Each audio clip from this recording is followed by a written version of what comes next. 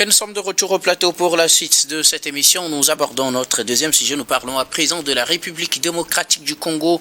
Inquiétude dans la classe politique après l'arrestation d'Emmanuel Ramazani Shadary. Et il a été arrêté ce mardi 16 décembre 2025, tôt le matin à 3h30, selon certaines informations de sources congolaises. Le numéro 2 du parti de l'ex-président Joseph Kabila, le Parti du Peuple pour la Reconstruction et la Démocratie, le PPRD, a été arrêté à son domicile par des hommes jugés proches de la garde présidentielle, et de quoi susciter de l'inquiétude dans la classe politique avec des réactions de certains leaders comme Martin Fayulu qui dénonce déjà les conditions d'arrestation d'Emmanuel Ramazani Shadary qui est arrivé, il faut le rappeler, il était candidat à la présidentielle de 2018 en République démocratique du Congo. On sait que son parti a été suspendu en République démocratique du Congo, c'est d'ailleurs le parti du président, de l'ex-président Joseph Kabila. Joseph Kabila d'ailleurs qui est recherché et qui est condamné à mort en République démocratique du Congo. Voilà le numéro 2 du parti donc qui est arrêté également, de quoi susciter, comme je le disais, de l'inquiétude dans la classe politique. Nous en parlons avec nos invités. Je commence par vous, Gabin Adjao. Emmanuel Ramazani Shadary est arrêté dans des conditions dénoncées par la classe politique. Certains craignent que cela n'ouvre la voie à une chasse aux sorcières menée par le régime de Félix Tshisekedi. Oui, c'est quand même déplorable quand on voit les conditions dans lesquelles le monsieur a été arrêté. Arrêté très tôt le matin, entre 3h et 4h du matin, et avec une horde de militaires qu'on soupçonne être des gens de la garde républicaine. Ça pose véritablement problème. Et on sait très bien que Ramazani, il est à Kinshasa, il n'a jamais déménagé, il n'a pas quitté la ville, et donc le monsieur menait tranquillement ses propres activités et tout, d'autant plus qu'on sait très bien que le parti, le PPRD, ses activités politiques a été suspendues, même supprimées depuis début 2025, et donc le parti ne travaille plus sur le terrain. Donc le monsieur menait proprement ses activités. Il ne faisait même plus de sorties politiques. Ça fait un bon bout de temps. Mais bizarrement, c'est lui qu'on vient prendre. Peut-être il y a des affinités encore avec l'ex-président Joseph Kabila, parce que c'est quand même le numéro 2 du parti PPRD, et donc forcément il peut y avoir de la communication entre eux. Mais quand on sait très bien que Joseph Kabila, il est condamné à mort et il est recherché comme de l'aiguille dans du foin, alors là, et forcément tous ceux-là qui communiquent avec Joseph Kabila, parce que vous savez, les États disposent des renseignements inouïs, et donc forcément s'il communique encore avec l'ex-président, on va dire que lui aussi il est de mèche avec celui-là pour peut-être déstabiliser la RDC, et donc on est venu le prendre, mais on ne peut prendre quelqu'un comme ça que dans le cadre de flagrant délit. Mais bizarrement, on est venu prendre le monsieur jusque-là. Ça fait déjà 24 heures, le procureur ne s'est pas encore présenté, on ne connaît pas les chefs d'accusation sur ce qu'on reproche à celui-là. C'est aussi ça le problème. On lui reprocherait des liens avec le groupe rebelle ou politico-militaire AFC M23. AFC M23, c'est ce qu'on lui reproche, mais officiellement, le procureur n'a pas encore parlé. Donc voilà, on met ça quand même entre parenthèses. Donc quoi qu'il en soit, c'est... Félix Tshisekedi, il est en train d'ouvrir d'autres brèches de tension. Il est en train d'ouvrir d'autres brèches de tension parce que là, il y a déjà le conflit dans l'est de la RDC qui n'est pas encore résolu parce que les violences sont encore repris et tout ça. Et aujourd'hui, il va encore détenir des gens. C'est vrai, le PPRD, tant que Joseph Kabila, quand nous savons très bien que nos partis politiques, la plupart du temps, ne fonctionnent que par le desiderata du président, et que Joseph Kabila ne peut plus rien faire. Alors, pourquoi alors poursuivre ces personnes-là qui, hier, avaient travaillé avec Joseph Kabila? Ce n'est pas de sa faute. Si ce monsieur-là se reprochait de quelque chose, je suis sûr qu'il allait quitter Kinshasa. Mais il avait été notifié une interdiction de quitter le pays. En tout cas. Oui, mais il pouvait quitter Kinshasa avant tout cela, puisqu'il avait les informations. Il pouvait quand même quitter. C'est pas n'importe qui, Ramazani. C'est un ex-candidat à la présidentielle, et donc c'est un homme assez puissant. Quand on dit qu'un Congolais est puissant, le secrétaire permanent, en tout cas, du parti de Kabila. Du parti de Kabila. Donc, ce genre d'homme ne peut pas rester là sans avoir des informations. Quoi qu'il en soit, le monsieur s'est toujours très bien comporté depuis l'interdiction de quitter le territoire. Il est resté chez lui à la maison. Il n'a plus fait de de sorties politiques, il n'a plus même fait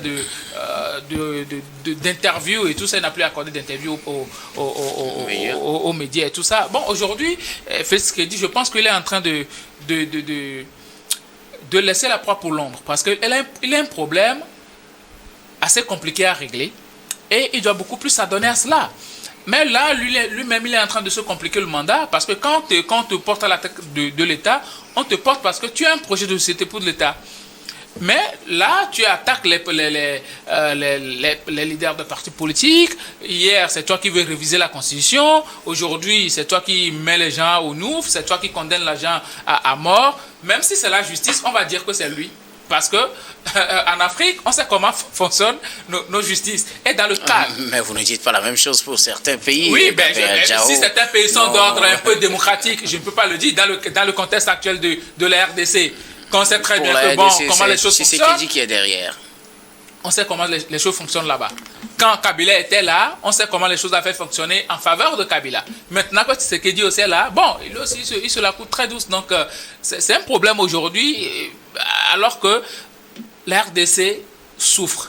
La RDC est en train de traverser une crise pas possible. La meilleure des choses qu'il faille faire aujourd'hui, c'est d'unifier quand même la classe politique pour faire front ensemble contre quand même ce qui est en train de se passer. Mais malheureusement, Félix Tshisekedi, il ouvre des fronts un peu partout. Je me demande comment il va arriver quand même à juguler tous ces problèmes-là. Merci beaucoup à vous, Gabin Diao. Credo TT, Emmanuel Ramazani Shadari est arrêté ce mardi et l'opposition politique en République démocratique du Congo s'inquiète.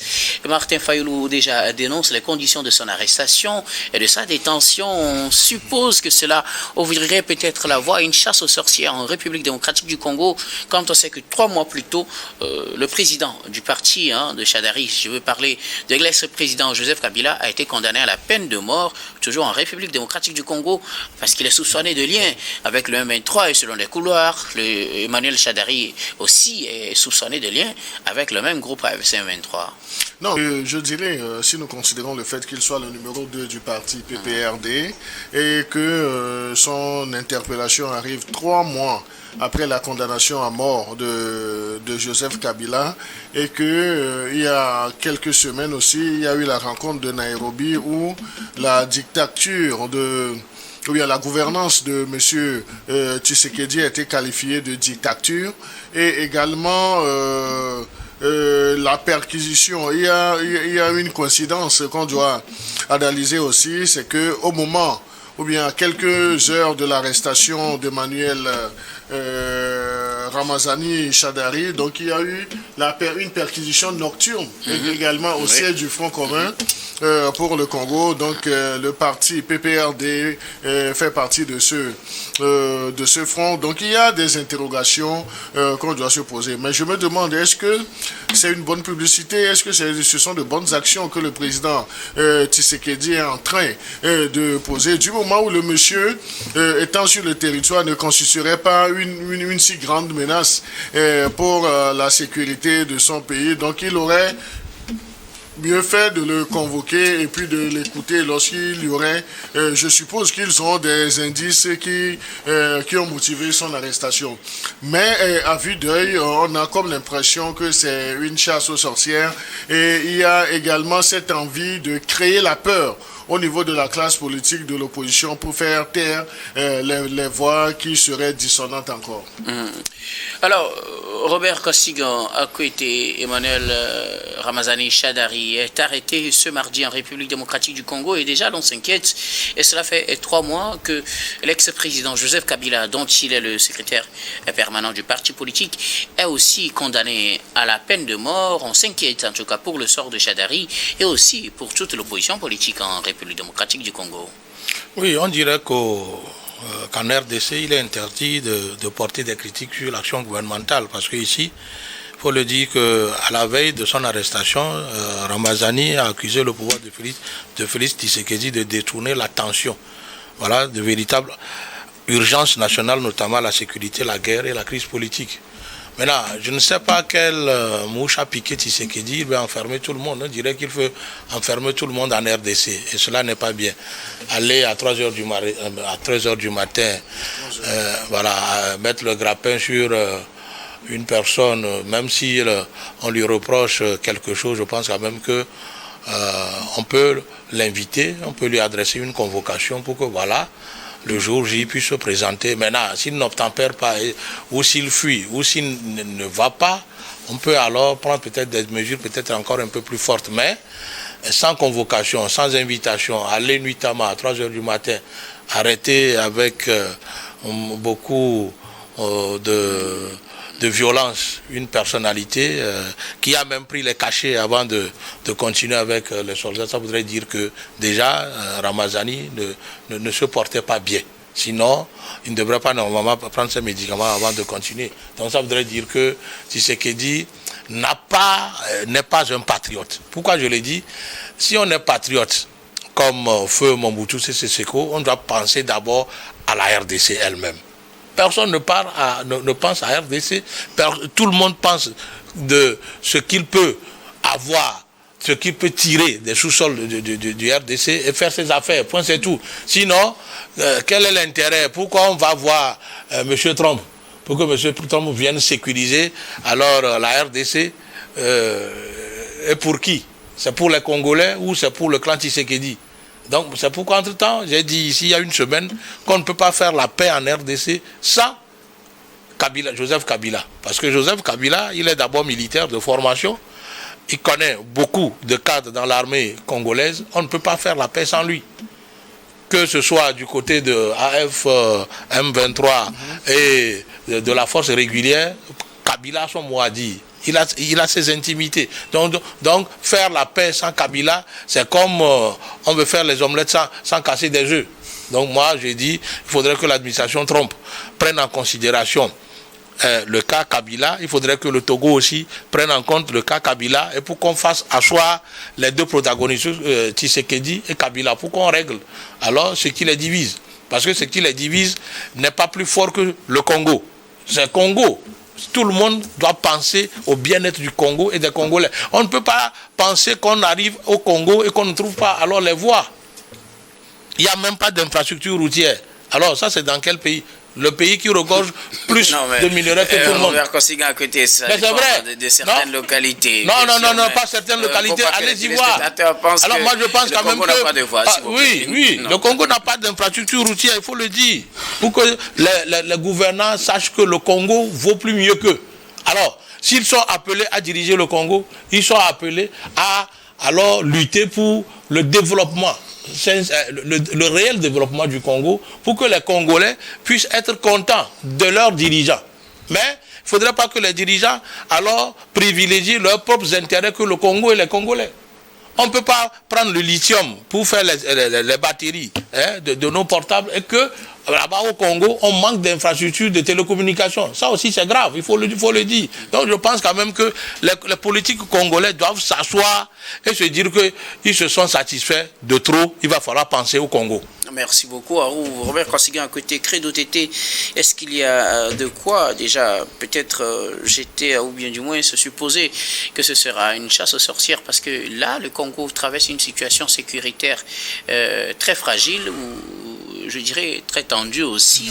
Et ça fait que au moindre soupçon, il faut quand même prendre le devant de la situation avant que cela ne soit trop tard. Est-ce que ce n'est pas dans une logique de prévention aussi que le pouvoir essaye de prendre de l'avance sur les choses, peut-être en interpellant les personnes qu'on soupçonne peut-être de lien avec les groupes armés? On sait qu'il y a un grand problème dans l'est de la République démocratique du Congo.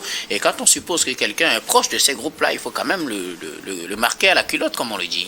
Non, je dirais, moi je ferai l'analyse comme suit. Vous savez, avec tout ce que le Congo vit comme menace sécuritaire ou sa sécurité, la sécurité même de son territoire est hypothéquée aujourd'hui et toutes les difficultés pour le clan de Tshisekedi à sécuriser le pays et à gouverner le pays comme cela se devait, et vu également le radicalisme de la classe politique de l'opposition, le climat aujourd'hui en RDC est fait de pression et d'intimidation. de tous les côtés. Donc il y a la pression, il y a l'intimidation.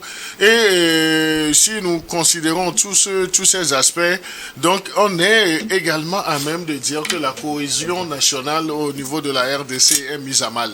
La cohésion est mise à mal et cela est entretenu par le parti au pouvoir. Vous savez, ce n'est pas facile l'art de gouverner, mais lorsque vous-même, à la moindre réaction de la classe politique, vous ne prenez pas du recul pour analyser la situation de fait, donc vous investissez dans une réaction épidermique, donc on ne peut qu'aboutir à cette situation-là. Sinon, la pression et l'intimidation est au summum du côté de la RDC. Ça ne fait pas... C'est de l'intimidation, finalement. Oui, je dis la pression et de l'intimidation sur les acteurs sociopolitiques. Ça, c'est une marque de fabrique aujourd'hui de M. Tshisekedi. Mais ça, ce n'est pas dans une logique de prévention, selon vous? Non, je crois que la prévention ne cheminerait pas avec cette pression, cette intimidation à haute dose qu'on voit. Je disais tantôt que en RDC aujourd'hui, lorsqu'on va parler de cette cohésion nationale, on parlera de cette cohésion nationale sur le plan négatif, parce que si vous suivez même tous les développements sociopolitiques, donc personne ne peut dire aujourd'hui que Tshisekedi essaie de créer un climat qui soit favorable même aux discussions à l'apaisement. Le fait qu'il se radicalise et qu'il se cache derrière ce vocable de prévention, donc ça ne fait pas du bien à la RDC. Donc c'est une situation qui est assez critique et assez délétère. Et avec l'arrestation d'Emmanuel Ramazani Shadari, aujourd'hui je dis c'est une arrestation de trop. On pouvait trouver d'autres mécanismes pour écouter le leader politique. Mais l'autre côté, on pourra se dire, sans gros risque de nous tromper, et si M. Ramazani n'était pas le numéro 2 du PPRD, est-ce qu'on l'aurait interpellé dans ces conditions? En tout cas, c'est la grande interrogation qui nous permettrait, si on avait la réponse, de savoir réellement ce qui se passe. Je ne sais pas, Gabin Adjao, est-ce qu'il ne faut pas aussi relativiser et supposer que c'est pour des raisons de sécurité, des raisons de prévention qu'on prend les dispositions de prendre les choses d'avance avant que peut-être le pire n'arrive? Non, écoutez, aujourd'hui, Félix Tshisekedi, il est en train de foncer tête baissée parce qu'il avait déjà raté le coche depuis le début de son second mandat. En amenant cette histoire de révision constitutionnelle. Et donc là... Mais l'arrestation n'est pas en lien avec la révision constitutionnelle. J'en viens. Et là, les autres partis politiques se sont braqués. J'avais déjà dit qu'ils devaient mettre quand même ce second mandat-là sous le coup de la réconciliation politique et faire asseoir tous les partis politiques, premièrement les rassurer par rapport à son non-ambition de se présenter pour un troisième mandat, et ensuite faire en sorte que les gens se sentent à l'aise par rapport aux prochaines élections présidentielles. Ce n'est que comme ça que les gens peuvent se battre ensemble pour la RDC, pour la stabilité de la RDC.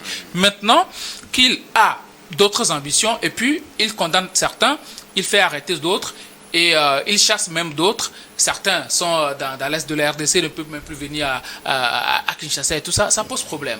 Donc si jamais vous ouvrez le front de la politique et que vous n'arrivez pas à résoudre les problèmes politiques, comment vous allez arriver à résoudre les problèmes liés quand même à l'armement et tout ça? Vous ne pouvez pas. Donc le problème aujourd'hui, c'est Félix Tshisekedi lui-même. Il n'arrive pas à prendre de la hauteur par rapport à certaines choses. Aujourd'hui, tu arrêtes Emmanuel Shadari Ramazani. Mais d'autres personnes, bien d'autres présidents peuvent se servir d'Emmanuel Ramazani pour avoir un rapprochement avec le président, avec l'ex-président Kabila. Puisque c'est son homme de main, on peut dire. Donc aujourd'hui, puisqu'on a besoin de la paix, et Kosgan vient de le dire, on connaît le carnet d'adresse de Joseph Kabila, même si pour moi, ce n'est pas le meilleur carnet d'adresse au monde. Lui aussi, il a des choses à se reprocher. Si Félix Tshisekedi n'est pas patriote, Kabila ne l'est pas encore moins.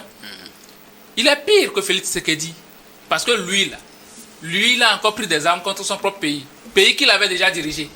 Parce que on l'accuse de l'avoir fait, mais il pense qu'à lui seul. Et les autres leaders des partis politiques aussi, que ce soit Moïse Katumbi, Martin Fayoulou et tout, depuis le début de cette crise, ils n'ont jamais pris la parole pour condamner les tueries qu'il y a dans l'est de la RDC. Mais là, ils viennent de faire des déclarations comme quoi, bon, c'est une chasse aux sorcières et tout. Eux tous, ils ne pensent qu'à leurs propres intérêts. Il va falloir à un moment donné qu'ils mettent le Congo en avant. En tout cas, pour les condamnations, il y en a qui condamnent les tueries. Maintenant, bon, ça dépend de combien sont-ils ces gens-là? Bon, ils sont à fond contre la tuerie et contre surtout l'instabilité de la RDC. Ils ne sont pas à fond.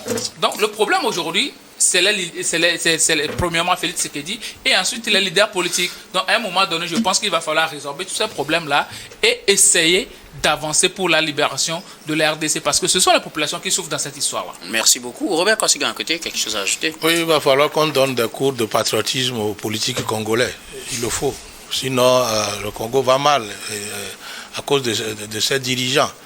Je ne vois pas qui, à part Mobutu, a pensé au Congo. Il va falloir que sérieusement... On dirait que vous aimez vraiment Mobutu. Hein. Oui, autant de Mobutu, il n'y a pas de cette guerre-là. Il n'y a pas de cette guerre. La seule guerre que Mobutu a connue et qu'il a emportée, c'est cette guerre qui lui a été menée par Kabila Père. Donc, au moins, que eux tous, même s'ils n'aiment pas Mobutu, qu'ils lisent un peu comment il a su alors réunifier le Congo qu'il appelait dans le temps Zaïre. Merci beaucoup. Voilà. À vous tous pour vos contributions. Nous allons marquer la pause pour le journal, puis on reviendra tout à l'heure pour la suite de cette émission.